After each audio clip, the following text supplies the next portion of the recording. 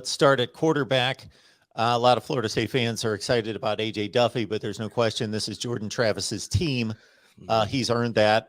I would have told you and did many times during the show from week to week 2 years ago, man, this guy's really got to develop as a passer because I just don't see him as a starting quarterback for a first-rate team in the ACC. That's not what I see. But that was in 2020. I thought he improved remarkably. I think it's reflected in the stats when you complete 63% of your balls downfield, 15-6 TD to pick ratio. He just across the board impressed. And not that he's going to fool anybody for Peyton Manning or anything as a pocket passer, but I think the one takeaway is also that, as a quarterback, especially in today's football, you can get it done in a number of ways. You don't have to be Tom Brady, Peyton Manning standing in the pocket, and he produces yardage. And you know this better than I do. It seems like the team plays for him. They like him. They fight for him.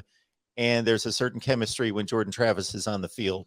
Yeah, that offense clicks a lot better, Mark, because whenever we got to see McKenzie Milton get in there, things weren't going well. And I don't think fully McKenzie was, ready to be back as being a full-time quarterback. And we saw that. We got to see that last spring in those scrimmages. And we talked about it a lot. But, Jordan Travis, when he's in there, that offense is clicking. The biggest thing to me is what he needs to learn and develop on is still his reads, the deep ball, and then number two is just staying healthy. If Jordan Travis can stay healthy, this team can get down the field and score. It was crazy what the difference was if you put in another quarterback other than Jordan Travis out there. I mean, the whole offense fell apart. And so, he brings that. The number one thing about him, which a lot of coaches last year, opposing coaches, said that, his threat with his legs is extremely scary because he runs. He's arguably Florida State's best rusher, if not the best rusher. He's a running back that can also throw too. And we got to see a mark of him developing and getting better as a true first-year starter. And now this is his second year going in as a true starter. I'm interested to see how he develops. I thought his pocket awareness looked better last year. This is where the biggest growth was this last spring. So this is a huge spring for him. Once again, he's got AJ Duffy behind him. There's Tate Rodemaker. That's probably the biggest storylines right there. Who's going to be QB2? There's a lot of talk about, blue chip quarterback Duffy coming from IMG, didn't get to play throughout the full season down there in Bradenton.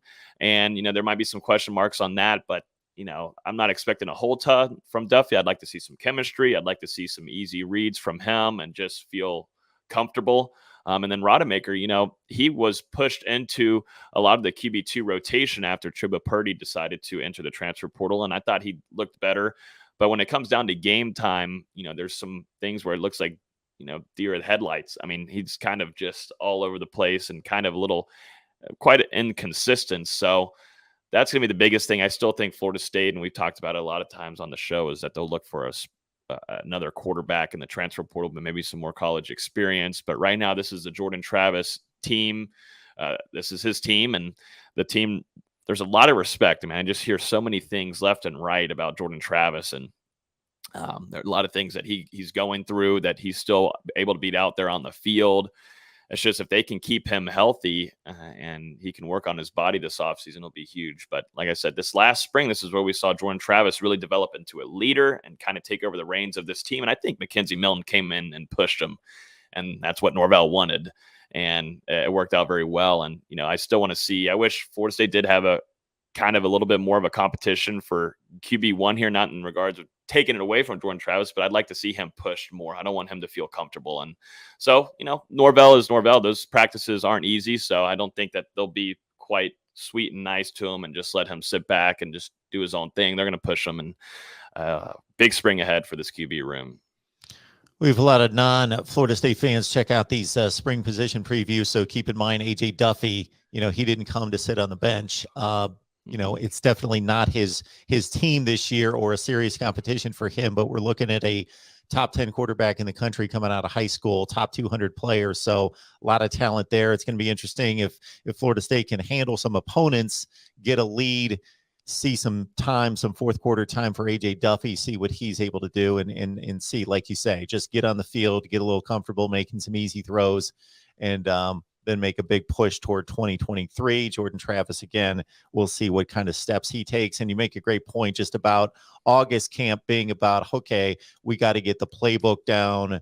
We got to get ready for week 1 versus here in the spring, let's get better technique, pushing off that back foot, everything that's involved in the mechanics of throwing a football and seeing the defense and making decisions and all of that and how much better he can get.